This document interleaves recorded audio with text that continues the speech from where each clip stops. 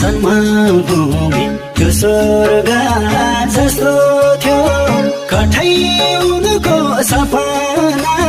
कस्तो थियो सपनाको घर थियो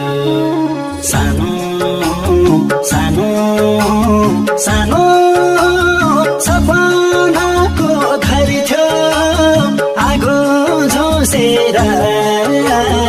लयो लयो काठैबाट दैवले लयो खोसेर त्यो स्वर्ग जस्तो थियो